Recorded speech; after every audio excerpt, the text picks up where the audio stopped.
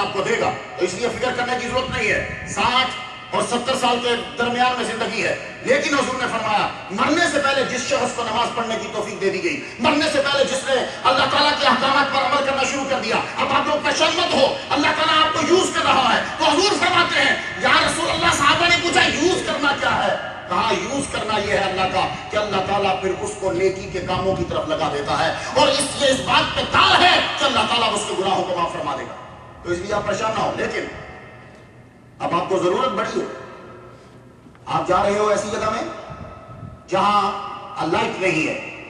روشنی وہاں نہیں ہے، تو آپ کو روشنی کی ضرورت پڑے گی۔ آپ جس کمرے میں جاتے ہو آپ کو روشنی کی ضرورت پڑتی ہے، اندھیرا ہو جائے آپ کو ضرورت ہے، آپ کو ہوا کی بھی ضرورت ہے۔ یہ دیکھو کتنا اچھا، کتنی اچھی جگہ ہے، پنکھے لگے ہوئے ہیں، ہم ایک بٹن دباتے ہیں 3 پنکھے چلتے ہیں، حالانکہ ایک سے ایک چلنا چاہیے، لیکن آپ کی آسانی کے لیے 3 ہیں۔ اور اگر جون کے دن میں اسے بند کروا دوں، قلوب العزیز صاحب پلیز آپ مجھے اجازت دیتے میں 2 گھنٹے کے لیے بند کر دوں؟ واحد ہماری مسجد ہے کہ جہاں سب سے زیادہ اے سی چلتا، نہ بھی بندہ ہو تو چلتا رہتا، ٹھنڈ ہے، میں جون کے دن اسے اے سی کو بند کروا دوں، پنکھے بند کروا دوں، تم ہی بولو گے مہندی صاحب پیسے کم ہو گئے، بھلے سے $1 گری دیا، لیکن آپ بولیں گے پیسے کم ہو گئے۔ میں پوچھتا ہوں ہوا کیا؟ یہ گھنٹے سے گرمی میں مر رہے، دیکھ نہیں گیا، پسینہ نکل رہا، ہو 1 گھنٹہ ہوا اے سی نہیں چلا اور ہمارا پسینہ نکلا، ہم پریشان ہو گئے، جبکہ ہم گھر میں بیٹھے ہیں، جبکہ ہمارے اوپر سایہ بھی ہے، ہمارے اوپر چھت ہے، صرف 1 گھنٹے کے لیے بند ہوا۔ خدا کہتا ہے کہ قیامت کے دن وہ لوگ جو بائیں ہاتھ والے ہوں گے فی سموم، وہ ایسی ہوا میں ہوں گے کہ جس ہوا میں سخت گرمی ہوتی ہے۔ اب آپ لوگ تو اسکورچنگ کا مینز بہتر سمجھتے ہو کیا ہے؟ فی سموم وحمیم، ان کو کھڑا کر دیا جائے گا، اوپر سے ہوا چلے گی، نیچے ان کو گرم پانی میں کھڑا کر دیا جائے گا۔ اب خود سوچو کہ نیچے ابلتا ہوا کھولتا ہوا پانی اور اوپر سے گرم ہوا چل رہی ہو، 1 منٹ کے لیے بس تصور کر لیجیے۔ اس لیے میں سمجھتا ہوں اللہ 70 ماؤں سے بڑھ کے پیار کرتا ہے، پریشان مت ہو، آپ سمجھے بھی آپ کو نکال دے گا نہیں، اس نے بلا لیا تمہیں، جمعے کے دن بلا لیا، آؤ، یہ جو تم اس کے گھر میں آئے ہو، میں نہیں جا سکتا آپ کے گھر میں، کتنے لوگ بیٹھے ہو، 11 سال ہو گئے، کتنے کے گھروں میں گیا، جانتا ہوں تمہارے گھر میں نہیں گیا کیونکہ تم نے بلایا نہیں ہے،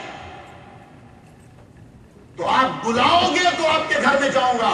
یہ میرے اللہ کا گھر ہے جو بش سے بھی بڑا،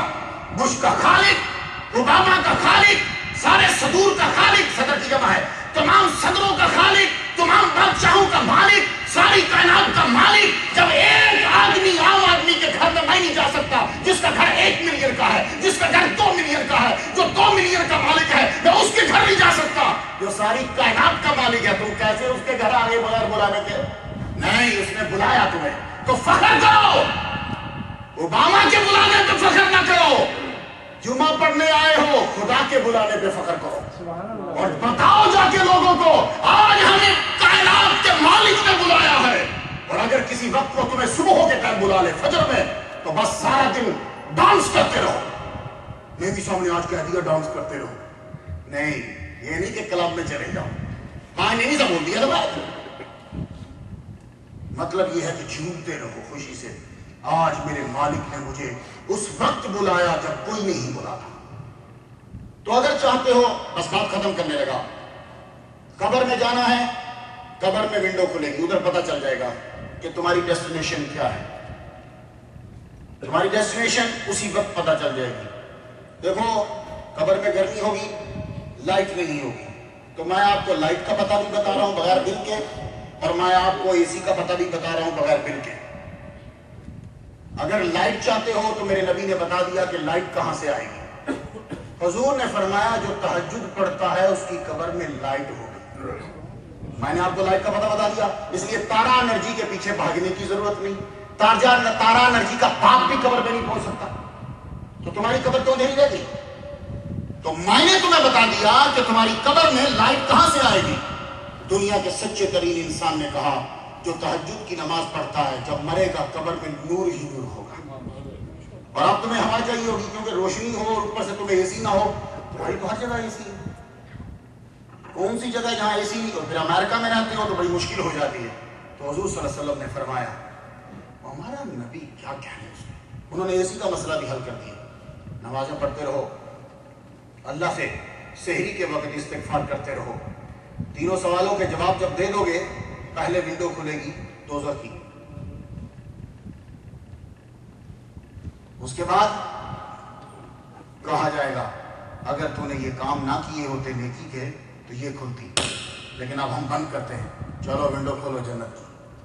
तो कब्र में जो ही जन्नत की विंडो खुलेगी तो वहां से ये एसी तो उसके सामने कुछ भी नहीं है,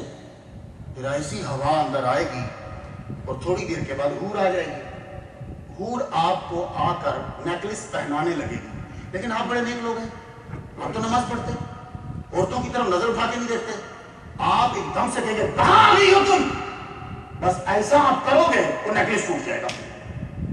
वो नेकलेस जब टूटेगा उसके मोती आप उठाओ, मैंने ये क्या कर दिया, उसके मोती उठाते उठाते कयामत बर्पा हो जाएगी। इधर कयामत बर्पा होगी, उधर हुजूर सल्लल्लाहु अलैहि वसल्लम जलवा फरमा होंगे, शफाअत की पगड़ी के बस पर आप दौड़ते हुए उधर पहुंच जाएंगे, सरकार का दामन पकड़ेंगे, इंशाल्लाह जन्नत में पहुंच जाएंगे। लेकिन उसके लिए जरूरी ये है कि आपकी बाकी जो लाइफ बच गई है, पिछली को छोड़ो, मत सोचना अब क्यों यार मैंने ये गुनाह किया, मैंने वो भी किया, मैंने वो भी सब कर लिए। हमारा रब हमसे 70 माओं से बढ़ के प्यार करता है। अब खुदा के लिए आ जाओ, मैंने आपको बता दिया, अब आपने फैसला करना है कि कौन से ग्रुप में आपने शामिल होना है। अल्लाह ने कहा असहाबुल मैमना असहाबुल शिमाल, असहाबुल मैमना जो है ये साए में होंगे, असहाबुल मैमना सुकून में होंगे, असहाबुल मैमना पानी में मिलेगा, असहाबुल मैमना इन लोगों को ठंडी हवाएं मिलेंगी, असहाबुल मैमना को फल मिलेंगे, असहाबुल मशअमा बाएं हाथ वाले जो लोग होंगे ग्रुप होगा, इनको गर्म हवा और खोलते हुए पानी में खड़ा कर दिया जाएगा, इनको कुछ नहीं मिलेगा। अब आपने फैसला करना है, आज जुमा की नमाज पढ़ने के बाद दुआ करो, परवरदिगार आलम मेरी जिंदगी जितनी बाकी बची है मुझे अपनी राह में सर्फ करने की तौफीक अता फरमा।